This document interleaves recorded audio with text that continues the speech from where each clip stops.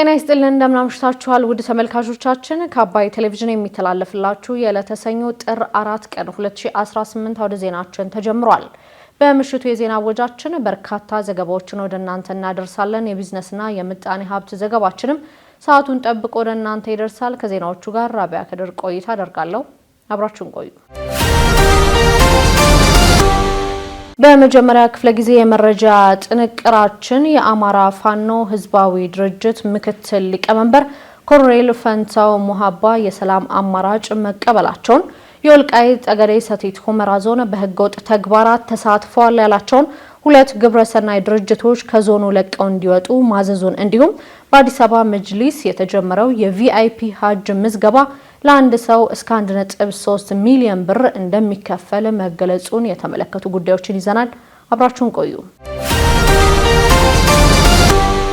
የአማራ ፋኖ ህዝባዊ ድርጅት ምክትል ሊቀመንበር ኮሎኔል ፈንታው ሙሃባ የሰላም አማራጭ መቀበላቸው ተዘገበ። በአማራ ክልል በትጥቅ እንቅስቃሴ ላይ የነበሩት የአማራ ፋኖ ህዝባዊ ድርጅት ወይም በምህጻረ ቃሉ አፋድ ምክትል ሊቀመንበርና ወታደራዊ ዋና አዛዥ ኮሎኔል ፈንታው ሙሃባ ከነሰራዊቶቻቸው የሰላም አማራጭ ተቀብለዋል ሲል የክልሉ ሚዲያ ዘግቧል። የአፋድ ምክትል ሊቀመንበርና ወታደራዊ ዋና አዛዥ ኮሎኔል ፈንታው ሙሃባ አፋድ ከአማራ ክልል መንግስት ጋር ያደረገውን ስምምነት ተከትሎ ከነሰራዊታቸው የሰላም አማራጭን ተቀብለው ገብተዋል ሲልም ዘገባው አክሏል። ኮሎኔል ፈንታው ሙሃባ የአፋድ ምክትል ሊቀመንበር ወታደራዊ ዋና አዛዥና የወሎ ጠቅላይ ግዛት እዝ ዋና አዛዥ እንደነበሩ በአሚኮ ዘገባ ላይ ተጠቅሷል። ኮሎኔል ፈንታው ሙሃባ አፋድ ከአማራ ክልል መንግስት ጋር በአፍሪካ ህብረትና ኢጋድ አማካኝነት ያደረገውን የሰላም ስምምነት ተከትሎ የሰላም ስምምነቱን በመቀበል ከነሰራዊታቸው መግባታቸው ሲገለጽ ከዚህ ቀደም ስምምነቱን የፈጸሙት ካፒቴን ማስረሻ ሰጤ ዛሬ በተሰራጨው ምስልም አብረዋቸው ታይተዋል። ህዳር 25 2018 በክልሉ ርዕሰ መስተዳድር አቶ አረጋ ከበደና አፋድን በመወከል በውጭ ጉዳይ ኃላፊ ማስረሻ ሰጤ መካከል የተደረገው ስምምነት ይፋ ከተደረገ በኋላ ኮሎኔል ፈንታው የሰላም አማራጭን መቀበላቸው ይፋ የተደረገ ከፍተኛ አመራርም ሆነዋል። የወልቃይት ጠገዴ ሰቲት ሁመራ ዞን አስተዳደር በህገወጥ ተግባራት ተሳትፈዋል ያላቸውን ኢንተርናሽናል ሜዲካል ኮርፕስ ወይም አይኤምሲና ኖርዌያን ሪፊውጅ ካውንስል ወይም ኤንአርሲ የተባሉ ዓለም አቀፍ ግብረሰናይ ድርጅቶች ከዞኑ ለቃችሁ ውጡ የሚል መግለጫ አውጥቷል። በመግለጫውም ለሰብአዊ ድጋፍ በሚል በአካባቢው የሚንቀሳቀሱት ሁለቱ ዓለም አቀፍ ግብረሰናይ ድርጅቶች ስራ ከጀመሩበት ጀምሮ በሚያደርጓቸው ስብሰባዎች፣ ስልጠናዎችና ልዩ ልዩ ተግባራት የሀገሪቱን ህግና መንግስት የፈረመውን የፕሪቶሪያ ስምምነት የሚቃረኑ ማህበረሰቡ ሌሎች ህጋዊ ድርጅቶችን ጭምር በጥርጣሬ እንዲመለከታቸው የሚያደርጉ ህገወጥ ድርጊቶችን ሲፈጽሙ መቆየታቸውን አስታውቋል። የዞኑ መንግስትና ህብረተሰቡም ድርጅቶቹ የፌዴራል መንግስት ከትግራይ ኃይሎች ጋር የፈረመውን የፕሪቶሪያ ስምምነት እንዲያከብሩ በተደጋጋሚ ማሳሰቢያ ቢሰጣቸውም በህገወጥ ተግባራቸው በመቀጠል የግብረሰናይ ድርጅቱ ከተቋቋመለት የሰብአዊ ድጋፍ ዓላማ በተቃራኒ አኳን የፕሪቶሪያን ስምምነት በመጣስ ወገንተኛ የሆነ የፖለቲካ አቋም መያዛቸውንም በመግለጫው ላይ ተጠቅሷል። ኢንተርናሽናል ሜዲካል ኮርፕስ የተባለ ድርጅት ተሽከርካሪ በዳንሻ ከተማ አስተዳደር በሚንቀሳቀስበት ወቅትም መስከረም 29 ቀን 2018 በትራፊክ ደንብ መተላለፍ ሲያዝ ተሽከርካሪው ከጫይናው አንድ ትልቅ ታንከር ውስጥ 3 ሰዎች በህገወጥ መንገድ ደብቆ ያዘዋወረ መያዙም ተገልጿል። የተግባሩ ህገወጥ የሰዎች ዝውውር ወንጀልን የሚያስፋፋና በወንጀል ድርጊት የሚያስጠይቅ በመሆኑ የዞኑ አስተዳደር ኢንተርናሽናል ሜዲካል ኮርፕስ እና ኖርዌያን ሪፊውጂ ካውንስል የተባሉ ዓለም አቀፍ ግብረሰናይ ድርጅቶች ህገወጥ ተግባራት መፈጸማቸውን ዞኑ በበቂ ሁኔታ በማረጋገጡ አካባቢውን ለቀው እንዲወጡ መወሰኑን ማስታወቁን ከዞኑ የማህበራዊ የትስስር ገጽ ያገኘነው መረጃ ያመለክታል። በአዲስ አበባ መጅሊስ የተጀመረው የቪአይፒ ሀጅ ምዝገባ ለአንድ ሰው እስከ 1.3 ሚሊዮን ብር እንደሚከፈል ተገለጸ። የኢትዮጵያ እስልምና ጉዳዮች ጠቅላይ ምክር ቤት ባስቀመጠው አቅጣጫ መሰረት የቪአይፒ ሀጅ አገልግሎት ፈላጊዎች ምዝገባ መጀመሩ የተገለጸ ሲሆን በቪአይፒ መስተንግዶ የሀጅ ጉዞ ማድረግ ያሰቡ ሙስሊሞች እንዲመዘገቡም መልእክቱ ተላልፏል። አገልግሎቱ ቪአይፒ 1 ቪአይፒ 2 ተብሎ እንደሚከፈልና የዋጋ ደረጃቸውም እንደሚለያይ ተገልጿል። ቪአይፒ 1 ጠቅላላ ክፍያው 1,315,000 ብር ሲሆን በዚሁ ዘርፍ ላይ ሆኖ ትኬት በግላቸው የሚያዘጋጁ ሁጃጆች ደግሞ 1,138,571 ብር እንደሚከፍሉም ተጠቁሟል። በሌላ በኩል ለቪአይፒ 2 ጠቅላላ ክፍያ 1,015,000 ብር ሲሆን በዚሁ ደረጃ ትኬት በግላቸው ለሚቆርጡ ደግሞ 838,571 ብር እንደሚከፍሉም ተመላክቷል። የአዲስ አበባ ከተማ እስልምና ጉዳዮች ከፍተኛ ምክር ቤት በዋናው ግቢ የሀጅ ምዝገባ እያከናወነ እንደሆነና የቪአይፒ አገልግሎትም በዚሁ የምዝገቢያ ጣቢያ እንደሚሰጥም ተገልጿል። በዘንድሮ ሀጅ ከሌላው ዓመት በተለየ መልኩ ከሳውዲ አረቢያ የሀጅ ሚኒስቴር በተላለፈ ጥብቅ መመሪያ መሰረት የሀጅ ምዝገባ ጊዜ ከተለመደው ቀናት ቀደም ብሎ እንደሚያልቅም ተገልጿል። በዚህም የ1447ኛው የሀጅ ጉዞን ለማድረግ ንያ ያላቸው ሁጃጆች የምዝገባ ቀኑ ከማለቁ በፊት ምዝገባቸውን በጊዜ እንዲያከናውኑ ጥሪ መቅረቡን ከአዲስ አበባ ከተማ እስልምና ጉዳዮች ከፍተኛ ምክር ቤት ያገኘነው መረጃ ያመለክታል። የተወደዳችሁ ተመልካቾቻችን እየተከታተላችሁ ያላችሁት ከአባይ ቴሌቪዥን ወደ ዜና የመረጃ ሰዓታችን አሁንም ቀጥሏል። ወደ ሁለተኛ ዙር የመረጃ ጥንቅራችን ስናልፍ ደግሞ በጋምቤላ ክልል ተፈጥሮ በነበረው የጸጥታ ችግር ሳቢያ ተቋርጦ የቆየውን የፍትህ ስርዓት ወደ መደበኛ ተግባሩ ለመመለስ እየተሰራ መሆኑ መገለጹን ኢትዮጵያ በመታዘጋጀው 32ኛው የተባበሩት መንግስታት የአየር ንብረት ለውጥ ጉባኤ ውሃ፣ ሰላምና ደህንነት ዋነኛ አጀንዳ መሆናቸው መገለጹን እንዲሁም በህዝባዊ ተቃውሞ ውስጥ ያለችው የኢራን የውጭ ጉዳይ ሚኒስትር ጥቃት ከተሰነዘረብን ለጦርነት ዝግጁ ነን ሲሉ መናገራቸውን ጨምሮ ሌሎች መረጃዎችን ዘናባ ህልፍ እንደሚከተል ያስደምጠናል። አብራችሁን ቆዩ። በኢትዮጵያ በቂ የመኖሪያ ቤት የማግኘት መብትን በተሟላ ሁኔታ ተግባራዊ እንዲደረግ ያለመ ውይይት ማድረጉን ኢሰመኮ ገለጸ። የኢትዮጵያ ሰብአዊ መብቶች ኮሚሽን ኢሰመኮ በኢትዮጵያ በቂ የመኖሪያ ቤት የማግኘት መብትን ለመተግበር በመንግስትና መንግስታዊ ባልሆኑ አካላት እየተወሰዱ ያሉ እርምጃዎች ከሰብአዊ መብቶች መስፈርቶች ጋር የተጣጣሙ መሆናቸውን መገምገሙን አሳውቋል። ኮሚሽኑ በአዳማ፣ በአዲስ አበባና በሐዋሳ ከተሞች አከናወንኩት ባለው የሰብአዊ መብቶች ክትትል የተለዩ ግኝቶችና ምክረ ሀሳቦች ላይ ከባለ ድርሻ አካላት ጋር ታህሳስ 14 ቀን 2018 ዓ.ም በአዲስ አበባ ከተማ ውይይት ማካሄዱን ገልጿል። ውይይቱ የክትትሉ ግኝቶችና ምክረ ሀሳቦች ላይ ለመምከር ተጨማሪ መረጃዎችን ለማሰባሰብ እንዲሁም በቂ መኖሪያ ቤት የማግኘት መብት በተሟላ ሁኔታ ተግባራዊ እንዲደረግ ለመወትወት ያለመ መሆኑን ተገልጿል። በመድረኩ ኢሰመኮ በክትትሉ የለያቸው ቁልፍ መርታዎች፣ አሳሳቢ የሰብአዊ መብቶች ጉዳዮችና የተሰጡ ምክረ ሀሳቦች ቀርበው ውይይት የተደረገባቸው ሲሆን ባለድርሻ አካላትም በተቋሞቻቸው መብቱን በማሟላት ረገድ እየተወሰዱ ያሉ እርምጃዎችና የሚገጥሟቸውን ተግዳሮቶች አቅርበዋል። በመድረኩ በቂ የመኖሪያ ቤት የማግኘት መብት በተሻለ ሁኔታ ተፈጻሚ እንዲሆን ለማስቻል ሁሉን አቀፍ መብትን መሰረት ያደረገ ብሔራዊ የቤቶች ፖሊሲ ማዘጋጀትን ጨምሮ የህግና ተቋማዊ ማዕቀፎችን ማጠናከር፣ ተመጣጣኝነትን፣ አካታችነትንና እኩልነትን ማረጋገጥ እንዲሁም የዜጎችን በተለይም በዝቅተኛ የኑሮ ደረጃ ላይ የሚገኙና ሌሎች ተጋላጭ የማህበረሰብ ክፍሎች በቂ የመኖሪያ ቤት የማግኘት መብት ተጠቃሚነትን ለማረጋገጥ መንግስታዊና መንግስታዊ ያልሆኑ ተቋማት ትኩረት ሰጥተው በቅንጅት ሊሰሩ እንደሚገባ አጽንኦት መሰጠቱንም ኮሚሽኑ ገልጿል። በጋምቤላ ክልል ተፈጥሮ በነበረው የጸጥታ ችግር ሳቢያ ተቋርጦ የቆየውን የፍትህ ስርዓት ወደ መደበኛ ተግባሩ ለመመለስ እየተሰራ መሆኑ ተገለጸ። በጋምቤላ ክልል ባለፈው የታህሳስ ወር ተፈጥሮ ከነበረው የጸጥታ ችግር ጋር በተያያዘ የፍትህ አካላት ውይይት ማካሄዳቸው ተገልጿል።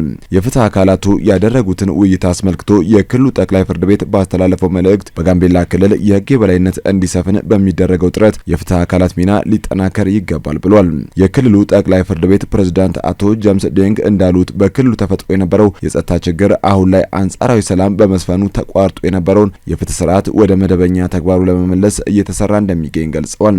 በተለይም በክልሉ ተከስቶ በነበረው የጸጥታ ችግር በህግ ማስከበር ሂደት የሚቀርቡትን ጉዳዮች ከፖሊስ ምርመራ ጀምሮ እስከ ፍርድ ቤት ድረስ በቅንጅት መስራት ይገባል ሲሉም ተናግረዋል። በየደረጃው የሚገኙ የፍትህ አካላትም ከዘር ከጎሳኝነትና ከወገንተኝነት በጸዳ ሁኔታ ፍትህን በመስጠት ረገድ ኃላፊነታቸውን እንዲወጡ ሲሉ አሳስበዋል። የክልሉ ጠቅላይ ፍርድ ቤት ምክትል ምክትል ፕሬዝዳንት አቶ ኡቻላ ኡጁሉ በፍትህ አካላት ማለትም ዳኞች፣ አቃቢያነ ህግና መርማሪ ፖሊሶች ህግ የማስከበር ስራቸውን በአግባቡ ማከናወን እንዲችሉ ተገቢው ጥበቃ እንደሚደረግም ገልጸዋል። በተመሳሳይ የጋምቤላ ክልል ሴክተር የመንግስት ሰራተኞች በወቅታዊ የጸጥታ ሁኔታ በጋምቤላ ከተማ ውይይት ማካሄዳቸው ተገልጿል። የክልሉ ርዕሰ መስተዳድር ወይዘሮ አለሚቱ ኡሞድ በመድረኩ እንዳሉት በየደረጃው የሚገኙ የመንግስት ሰራተኞች በክልሉ ዘላቂ ሰላም እንዲመጣ የሚደረጉ ጥረቶችን ሊያግዙ ይገባል ብለዋል። የክልሉ ምክትል ርዕሰ መስተዳድር ዶክተር ጋት ሉዋክ ሮን በበኩላቸው ተፈጥሮ የነበረው ግጭት በአሁኑ ሰዓት የጸጥታ መዋቅሩና ህዝቡ ባደረጉት ርብርብ እየተረጋጋ ነው ሲሉ ገልጸዋል። ኢትዮጵያ በምታዘጋጀው 32ኛው የተባበሩት መንግስታት የአየር ንብረት ለውጥ ጉባኤ ውሃ፣ ሰላምና ደህንነት ዋነኛ አጀንዳዎች መሆናቸው ተገለጸ። 51ኛው የአፍሪካ ህብረት የቋሚ ተወካዮች ኮሚቴ መደበኛ ስብሰባ ከዛሬ ጀምሮ የህብረቱ ዋና መቀመጫ በሆነችው አዲስ አበባ መካሄድ ጀምሯል። ስብሰባው ዘላቂ የውሃ አቅርቦትና ደህንነቱ የተጠበቀ የንጽህና አጠባበቅ ስርዓትን ማረጋገጥ ለአጀንዳ 2063 ግቦች ስኬታማነት በሚል መሪ ሀሳብ የሚካሄድ ነው። የአፍሪካ ህብረት ኮሚሽን ሊቀመንበር መሐመድ አሊ ዩሱፍ የዘንድሮ የአፍሪካ ህብረት ስብሰባ ትኩረቱን ያደረገው በውሃ ላይ መሆኑን ገልጸዋል። ውሃ በሁሉም መልኩ እጅጉን ወሳኝ የሆነ ሀብትና የህልውና ጉዳይ መሆኑን ገልጸው አህጉራዊ ግቦችን ለማሳካት ቁልፍ ሚና እንደሚጫወትም አስገንዝበዋል። በብራዚል ቤለም የተካሄደው 30ኛው የተባበሩት መንግስታት የአየር ንብረት ለውጥ ጉባኤ ኮፕ 30 ትኩረት ከሰጣቸው አጀንዳዎች መካከል አንዱ መሆኑን አመልክተዋል። ኢትዮጵያ በምታዘጋጀው 32ኛው የተባበሩት መንግስታት የአየር ንብረት ለውጥ ጉባኤ ኮፕ 32ም ውሃ አንዱ አጀንዳ እንደሚሆን ተናግረዋል። ሊቀመንበሩ ኢትዮጵያ ኮፕ 32 ለማዘጋጀት በመመረጧ በድጋሚ እንኳን ደስ ያላችሁ ለማለት እወዳለሁ ያሉ ሲሆን ለጉባኤው ስኬታማነት ህብረቱ አስፈላጊውን ድጋፍ እንደሚያደርግ ማረጋግጠዋል። በሌላ በኩል ሰላምና ደህንነት የአፍሪካ አንገብጋቢ አጀንዳ መሆኑን የገለጹት ሊቀመንበሩ ሱዳን፣ ዲሞክራቲክ ሪፐብሊክ ኮንጎና ሊቢያን በማሳያነት ጠቅሰዋል። ይህ ህገ መንግስታዊ ለውጦች አሳሳቢ ደረጃ ላይ መድረሳቸውን ጠቅሰው ሀገራት ዲሞክራሲያዊ ስርዓትን እንዲያከብሩ ማሳስበዋል። የአፍሪካ ህብረት ተቋማዊ ሪፎርምና ኢኮኖሚያዊ ትስስርን ጨምሮ ለአህጉራዊ አጀንዳዎች እየሰራ እንደሚገኝም አስታውቀዋል። አህጉራችን ፈተናዎች ቢኖሩበትም በጋራ ከቆምን እናልፋቸዋለን ሲሉም በአጽንኦት መግለጻቸውን ኢዜአ ዘግቧል። በህዝባዊ ተቃውሞ ውስጥ ያለችው የኢራን የውጭ ጉዳይ ሚኒስትር ጥቃት ከተሰነዘረብን ለጦርነት ዝግጁ ነን ሲሉ ተናገሩ። ፕሬዝዳንት ዶናልድ ትራምፕ አሜሪካ በኢራን ጉዳይ ጣልቃ ልትገባ እንደምትችል ጠቁመው ወታደራዊ ኃይላችን ጠንካራ አማራጮችን እየተመለከተ ነው ማለታቸው ይታወሳል። ከዚህ የትራምፕ ንግግር በኋላ የኢራን የውጭ ጉዳይ ሚኒስትር አባስ አራግቺ በቴህራን የውጭ ሀገራት አምባሳደሮች በተገኙበት ኢራን ጦርነት አትሻም ብለው የአገሪቱን ጠላቶች የተሳሳተ ስሌት ውስጥ እንዳይገቡ ሲሉ አስጠንቅቀዋል። ኢራን ባለፈው ሰኔ ላይ ለ12 ቀናት ከእስራኤል ጋር ውጊያ ካደረገችበት ጊዜ በተሻለ አሁን ላይ ዝግጁ ናትም ብለዋል። በኢራን ስጋት ማንዣበቡ እስከሚያከትም ድረስ ኢንተርኔት እንደማይመለስም ተናግረዋል። የኢራን ተቃውሞ ወደ ሽብር ኦፕሬሽኖች ተለውጧል ያሉት የውጭ ጉዳይ ሚኒስትሩ ኢራን አሁንም ቢሆን ለፍትሃዊ ክብሯን ለጠበቀና እኩል ሚና ለሚሰጣት ድርድር ዝግጁ መሆኗን አስታውቀዋል። ኢራን ውስጥ የተቀሰቀሰው ህዝባዊ ተቃውሞ የቀጠለ ሲሆን እስካሁን ወደ 500 የሚደርሱ ሰዎች በጸጥታ ኃይሎች መገደላቸውን የመብት ተቆርቋሪዎች ገልጸዋል። 50 የሚሆኑ የጸጥታ ኃይል አባላት መገደላቸውን ደግሞ የሀገሪቱ መንግስት አስታውቋል። መንግስት በተቃዋሚዎች ላይ የሚወስደው እርምጃ ያሳሰባቸው ምዕራባውያን ድርጊቱን እየተቃወሙ ሲሆን አሜሪካ ደግሞ የአጸፋ እርምጃ እንደምትወስድ እየገለጸች ነው። ከአባይ ቴሌቪዥን የምሽት ዘገባዎቻችን እንደቀጠሉ ናቸው። ውድ ተመልካቾቻችን አሁን ደግሞ የቢዝነስና ምጣኔ ሀብት ጉዳዮች የሚቀርቡበት ሰዓት ላይ ደርሰናል። መረጃዎቹን ቴዎድሮስ አይቸው እንደሚከተለው ያስደምጠናል። በድጋሚ አብራችሁን ቆዩ። 12.5 ቢሊዮን ዶላር የሚወጣበት የቢሾፍቱ አውሮፕላን ማረፊያ የመጀመሪያ ምዕራፍ ግንባታ ሲጠናቀቅ በአመት 60 ሚሊዮን መንገደኞችን እንደሚያስተናግድ ተጠቆመ። የኢትዮጵያ አየር መንገድ በቢሾፍቱ አቅራቢያ አቡሴራ በተባለ አካባቢ ለሚገነባው አዲስ ዓለም አቀፍ አየር ማረፊያ ባሳለፍነው ቅዳሜ መሰረተ ድንጋይ መቀመጡ ይታወሳል። ጠቅላይ ሚኒስትር አብይ አህመድ የቢሾፍቱ ዓለም አቀፍ አውሮፕላን ማረፊያ ግንባታን በይፋ ባስጀመሩበት ወቅት ኢትዮጵያ የያዘችው በርካታ የአውሮፕላን ማረፊያዎችን የመገንባት ስትራቴጂ ወደፊት የአፍሪካ ግንባር ቀደም የአየር ትራንስፖርት ማዕከል ለመሆን ያለመ ነው ብለዋል። 12.5 ቢሊዮን ዶላር የሚወጣበት የአውሮፕላን ማረፊያ የመጀመሪያ ምዕራፍ ግንባታ ሲጠናቀቅ በአመት 60 ሚሊዮን መንገደኞችን ማስተናገድ የሚችል ሲሆን በሙሉ አቅሙ ወደ ስራ ሲገባ ደግሞ በአመት 110 ሚሊዮን መንገደኞችን እንደሚያስተናግድ ተገልጿል። የአየር መንገድ ግሩፕ ዋና ስራ አስፈጻሚ አቶ መስፍን ጣሰው በበኩላቸው አየር መንገዱ ተወዳዳሪ ሆኖ እንዲቀጥል ካስፈለገ ማደግ አለበት። እድገቱን ለማምጣት ደግሞ አዲሱን የአውሮፕላን ማረፊያ መገንባት አስፈላጊ ሆኖ መገኘቱን አስታውቀዋል። በየጊዜው ብዙ አውሮፕላኖች እናመጣለን፣ ብዙ መንገደኞች ይመጣሉ። ያን ለማስተናገድ የቦሌ አውሮፕላን ማረፊያ ላይ ስናስፋፋ ቆይተን ነበር። አሁን ከዚህ በኋላ ማደግ አይችልም። ግን የኢትዮጵያ አየር መንገድ ተወዳዳሪ ሆኖ እንዲቀጥል ካስፈለገ ማደግ አለበት። እድገት ስንል አዳዲስ መስመሮች ይከፈታሉ። ያንን ደግሞ ለመስራት ብዙ አውሮፕላኖች ይመጣሉ። አውሮፕላን ማረፊያው የአውሮፕላን ማቆሚያ በቂ ቦታ ሊኖረው ይገባል። እያደገ የመጣውን የመንገደኛ ቁጥር ማስተናገድ የሚችል ፋሲሊቲ ይፈልጋል። የቦሌ አውሮፕላን ማረፊያ ያንን ማድረግ የማይችልበት ደረጃ በ2-3 ዓመት ይደርሳል። ስለዚህ አዲስ አውሮፕላን ማረፊያ ያስፈልጋል። ለዚህ ነው ይሄን አውሮፕላን ማረፊያ ለመገንባት ዛሬ ስራ የጀመር ነው። የዚህ አውሮፕላን ማረፊያ መገንባት የኢትዮጵያ አየር መንገድን ቀጣይ እድገትና ስኬት ለማምጣት የግዴታ ነው። ምክንያቱም በየጊዜው የሚያመጣቸውን አውሮፕላኖች የሚያስተናግድ አውሮፕላን ማረፊያ ያስፈልጋል።